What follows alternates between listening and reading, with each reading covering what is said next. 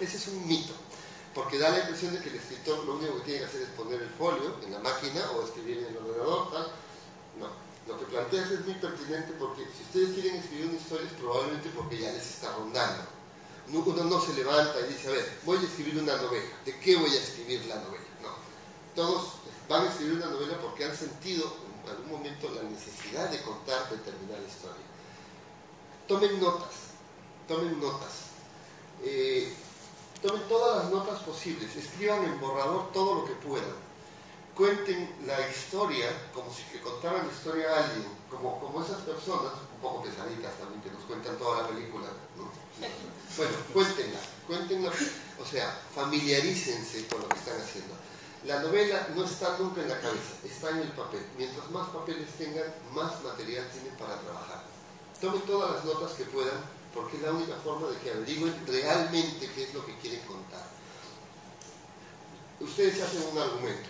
Bueno, yo quiero contar esta historia, que es la de dos personas que les pasa esto y ocurre aquí. Vale.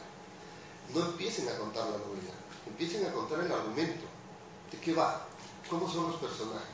A menudo se dice, hagan fichas de los personajes, ¿no? Pero las fichas suelen ser muy frías. Uno hace una ficha de alguien que no existe.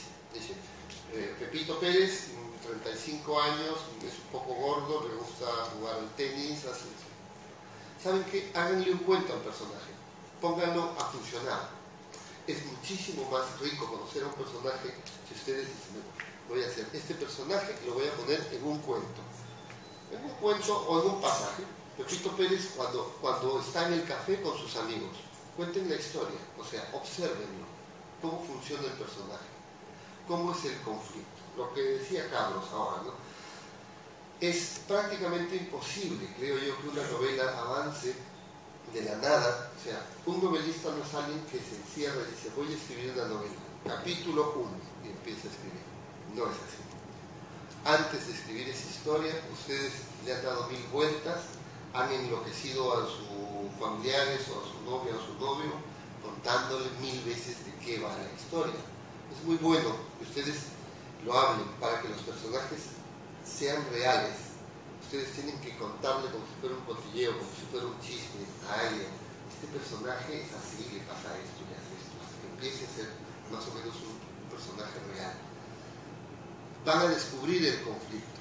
Y todo eso probablemente se va a tirar cuando se empiece a escribir la novela. ¿No ha servido para nada? No, ha servido. Cada página que ustedes tiran no es que no sirva, sirve para saber que por allí no era, pero sirve. La gente de pronto escribe una página bella y dice, no, es que esta no la quiero tirar. Y la tratan de meter de contrabando, si no en esta novela, en la próxima. Eso es como decir, yo soy incapaz de escribir una página tan buena como esta. Es un mal principio. Un escritor tira muchísimo. Al escritor se le conoce, como dice esta frase probablemente apócrifa atribuida a Hemingway, más por lo que está en su tacho de papeles que en lo que publica. Si ustedes no buscan escribir la mejor novela que puedan escribir, jamás empiezan fatal. Si lo que se están planteando es escribir una novelita a la que no le van a poner todo, mal asunto, porque la siguiente va a ser peor. Cánsense lo suficiente y aprendan lo suficiente en la primera novela. Claro, esto que tu pregunta, desde luego que es pertinente, y además de pertinente, yo creo que todas las personas que nos dedicamos a esto de la creación, aunque hayas escrito ya algunas novelas, siempre te lo planteas. Hay algunos trucos y algunos que puede ser, bueno, algún tipo de estos ejercicios respiratorios, digámoslo, podría ser de como tú, por ejemplo, en tu vida cotidiana puedes violentar la realidad. Quiero decir que tú te levantas por la mañana y tu mamá te pone el café, te vas a tu casa, te vas al trabajo, ves un conflicto, no tienes ningún conflicto, entonces no tienes historias. Pero tú puedes decir, bueno, si en ese momento cuando mamá me va a servir el café me lo tira encima y yo le digo algo que puede ser muy duro, tu personaje ya empieza a tener un conflicto. Es decir, que nosotros lo que tenemos es que llevar a nuestros personajes y arrinconarlos y ponerlos ante conflictos. ¿Para qué? Para de esos conflictos sacar una premisa dramática, porque sin premisa dramática no tendremos novela.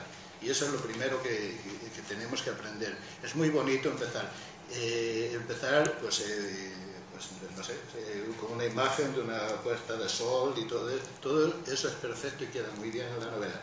Pero tenemos que tener claro que nuestros personajes los vamos a poner en tal situación que tienen que por sí mismos resolverlas y solucionar todas esas premisas dramáticas para que la novela tenga coherencia, sentido y a la gente le interese, porque en realidad las novelas, ¿qué es?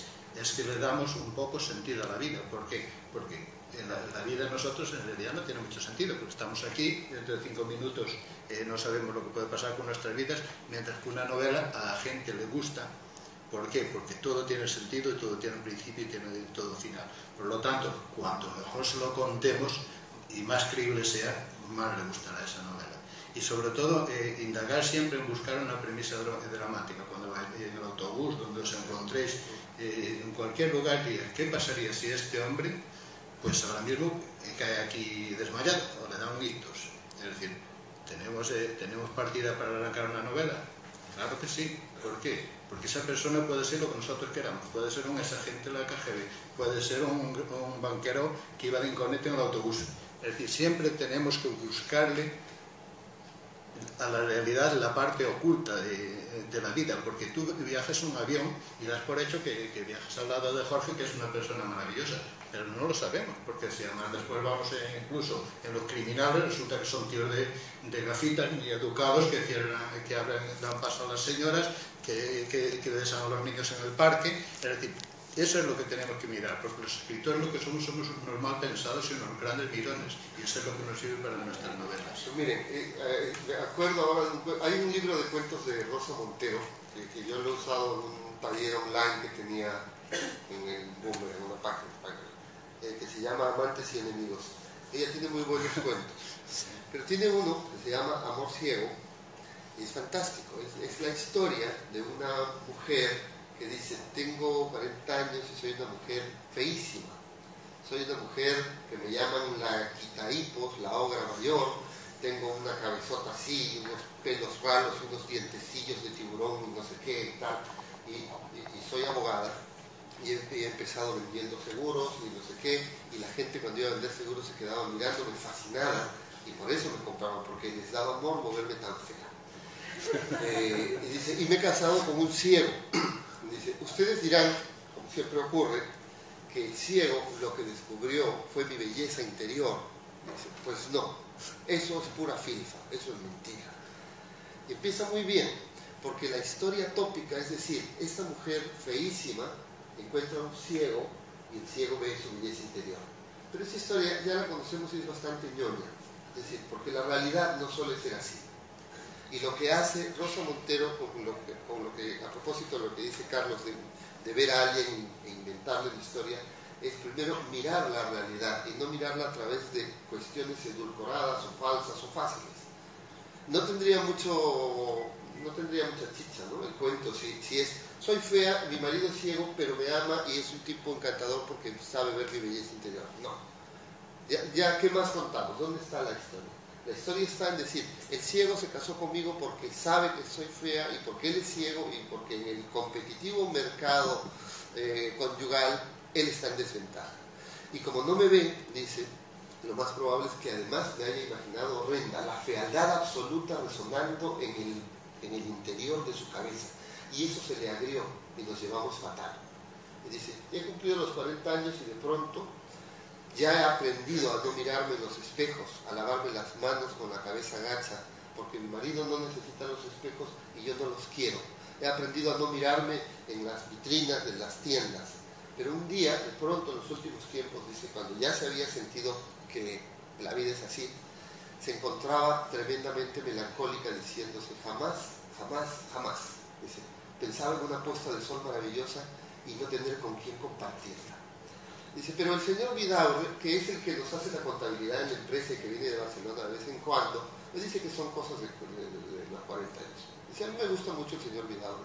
Claro que me he fijado en él, en sus visitos que le quedan aquí, en sus orejas y en sus ojeras, en el puño de sus brazos, etc. Le gusta mucho ese tipo. Y ella sabe que él cree que este tipo está enamorado de su secretaria.